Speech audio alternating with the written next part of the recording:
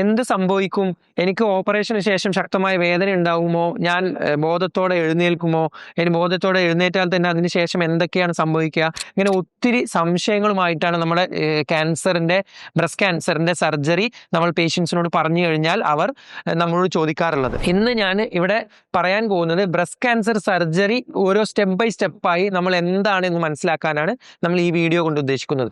ആദ്യമായി രോഗി ചോദിക്കുന്ന ചോദ്യം എന്ന് പറയുന്നത് എൻ്റെ സ്തനം പൂർണ്ണമായി ഒഴിവാക്കുമോ എന്നാണ്. സ്തനത്തിന് രണ്ട് രീതിയിലാണ് സർജറി ഉള്ളത്. ഒന്ന് BCS അല്ലെങ്കിൽ ബ്രസ്റ്റ് കൺസർവേറ്റീവ് സർജറി, അതുപോലെ ഒന്ന് MRM അല്ലെങ്കിൽ മാസ്റ്റെക്ടമി, പൂർണ്ണമായി സ്തനം ഒഴിവാക്കുന്ന സർജറി. BCS എന്ന് പറയുന്നത് ക്യാൻസർ ഉൾപ്പെട്ട ഭാഗവും അതിന് ചുറ്റുമുള്ള നോർമൽ ഭാഗവും നമ്മൾ ഒഴിവാക്കുകയും തുടർന്ന് പ്ലാസ്റ്റിക് സർജറി ചെയ്ത് ഷേപ്പും സൈസും ഏകദേശം നോർമലാക്കി മാറ്റുകയും ചെയ്യുന്ന സർജറിയാണ് BCS. അതുപോലെ ഇന്നത്തെ പഠനങ്ങളുടെ അടിസ്ഥാനത്തിൽ നമ്മൾ വർഷങ്ങളോളം 10,000-കണക്കിന് പേഷ്യൻസിന്റെ പഠനങ്ങളുടെ അടിസ്ഥാനത്തിൽ പറയുന്നത് BCSന് സാധാരണ പൂർണ്ണമായി സ്തനം ഒഴിവാക്കുന്ന അതേ ചാൻസ് ഓഫ് റിക്കറൻസ് അല്ലെങ്കിൽ തിരിച്ച് ക്യാൻസർ വരാനുള്ള സാധ്യത BCSന് ശേഷം റേഡിയോതെറാപ്പി കൊടുക്കുന്നത് കൊണ്ട് അതിന് ചുറ്റുമുള്ള ചെറിയ ചെറിയ ക്യാൻസർ കോശങ്ങൾ നശിച്ചു പോകുന്നത് കൊണ്ട് രണ്ടിലും ഏകദേശം ഒരുപോലെയാണ്. എന്നാൽ സ്തനത്തിൽ തന്നെ കൂടുതൽ ഭാഗങ്ങളിൽ ക്യാൻസർ ഉള്ളതും വലിയ രീതിയിലുള്ള ക്യാൻസർ ഉള്ളതും വളരെ ടെൻഷനായി പാനിക്കായിട്ടുള്ള ആളുകൾക്കും സാധാരണ പൂർണ്ണമായും സ്തനം ഒഴിവാക്കുന്ന മാസ്റ്റെക്ടമി അല്ലെങ്കിൽ MRM എന്നുള്ള സർജറിയാണ് നമ്മൾ ചെയ്യാറുള്ളത്. പ്ലാസ്റ്റിക് സർജറി ചെയ്താലും പൂർണ്ണമായി സ്തനം ഒഴിവാക്കിയാലും ക്യാൻസർ തിരിച്ചു വരാനുള്ള സാധ്യത ഈക്വൽ ആണ്, കൂടുതലോ കുറവോ അല്ല, ഈക്വൽ ആണ് എന്നാണ് താഴെ പറയുന്ന പഠനങ്ങൾ പറയുന്നത്. ഓപ്പറേഷൻ തിയേറ്ററിൽ എന്താണ് നടക്കുന്നത്? ഓപ്പറേഷന് മുന്നേ 6 മണിക്കൂർ നമുക്ക് ഫാസ്റ്റിംഗ് ആവശ്യമാണ്. അതിനുശേഷം നമ്മൾ ഓപ്പറേഷൻ തിയേറ്ററിൽ ഷിഫ്റ്റ് ആയതിനു ശേഷം നമ്മളെ പൂർണ്ണമായും മയക്കി കിടത്തുന്നു. അതിനുശേഷം മാസ്റ്റെക്ടമിയോ അല്ലെങ്കിൽ പ്ലാസ്റ്റിക് സർജറി പോലുള്ള വൈഡ് ലോക്കൽ എക്സിഷൻ അല്ലെങ്കിൽ BCSO നമ്മൾ ചെയ്ത് അത് ഫ്രോസൺ സെക്ഷൻ എന്നുള്ള ടെസ്റ്റിന് വിടുന്നു.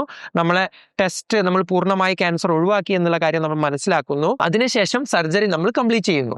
ഏകദേശം സ്തനത്തിന്റെ സർജറി 1 മണിക്കൂറോ അല്ലെങ്കിൽ 1-2 മണിക്കൂറോ ആണ് കേസിന്റെ കോംപ്ലക്സിറ്റിക്ക് അനുസരിച്ച് വ്യത്യാസപ്പെട്ടിരിക്കുന്നത്. സ്തനത്തിലെ ക്യാൻസർ എടുക്കുന്നതിന് പുറമെ കക്ഷത്തിലേക്ക് വ്യാപിച്ചിട്ടുണ്ടെങ്കിൽ, വളരെ നല്ല രീതിയിൽ വ്യാപിച്ചിട്ടുണ്ടെങ്കിൽ പൂർണ്ണമായ കഴലകൾ ഒഴിവാക്കേണ്ട അവസ്ഥ ഉണ്ടാവാറുണ്ട്. അല്ലെങ്കിൽ അത് കാരണം പലപ്പോഴും രോഗികൾക്ക് കയ്യിൽ ലിംഫഡിമ എന്നുള്ള ഈ ചിത്രത്തിൽ കാണുന്ന പോലെയുള്ള ബുദ്ധിമുട്ട് ഉണ്ടാവാറുണ്ട്.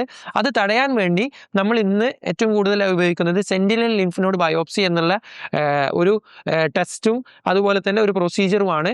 അത് നമ്മൾ ഡൈ ഇഞ്ചെക്ട് ചെയ്ത് ഉൾപ്പെട്ടിട്ടുള്ള കടല മാത്രം എടുത്ത് ഒഴിവാക്കുകയും അത് ഓപ്പറേഷൻ തിയേറ്ററിന്റെ സമയത്ത് തന്നെ നമ്മൾ ടെസ്റ്റ് ചെയ്യുന്നത് കൊണ്ട് നമുക്ക് കൂടുതൽ പൂർണ്ണമായ കടലുകൾ ഒഴിവാക്കണോ അതോ ഒഴിവാക്കിയത് ധാരാളമാണോ എന്നുള്ളത് നമുക്ക് മനസ്സിലാവുന്നു. ആക്സിലറി ലിംഫ് നോഡ് ഡിസെക്ഷൻ അല്ലെങ്കിൽ പൂർണ്ണമായ കടല ഒഴിവാക്കുന്ന സർജറിക്ക് കയ്യിൽ വീക്കം വരാനുള്ള സാധ്യതകൾ കൂടുതലാണ്.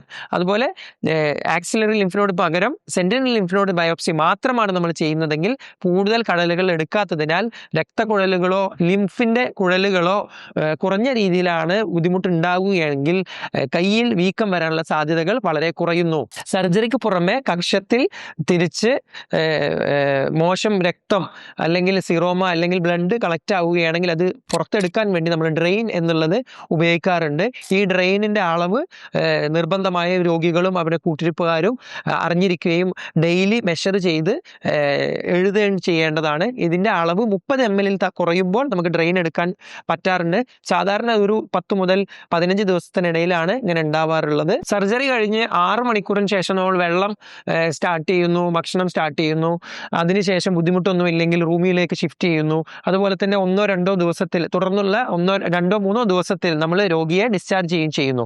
വിത്തിൻ 1 വീക്ക് പേഷ്യന്റ് ഏകദേശം നോർമൽ ആകുന്നു. ഒരാഴ്ച കൊണ്ട് ഏകദേശം വേദന നല്ല രീതിയിൽ കുറയുന്നു.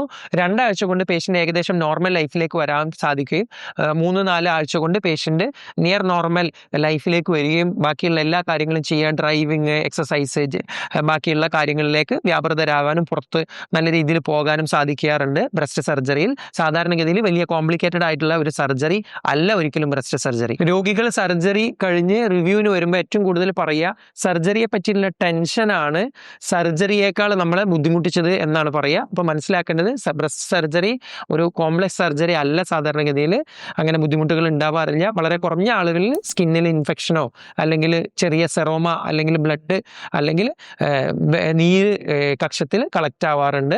അവർക്ക് നീര് വലിച്ചെടുക്കുക എന്നുള്ള ഇത് മാത്രമാണ് ഉണ്ടാവുക. സർജറി കഴിഞ്ഞതിന് ശേഷം നമ്മൾ പേഷ്യൻറ്റിനെ കീമോതെറാപ്പിക്കോ അല്ലെങ്കിൽ റേഡിയോ തെറാപ്പിക്കോ വിടാറുണ്ട്. മറ്റുള്ള പേഷ്യൻസ് നമ്മൾ ഫോളോ അപ്പ് വെക്കാറാണ് ചെയ്യാറുള്ളത്. ഇതുപോലുള്ള ഇൻഫോർമേറ്റീവ് വീഡിയോസ് ലഭിക്കാൻ ഈ ചാനൽ സബ്സ്ക്രൈബ് ചെയ്യുക.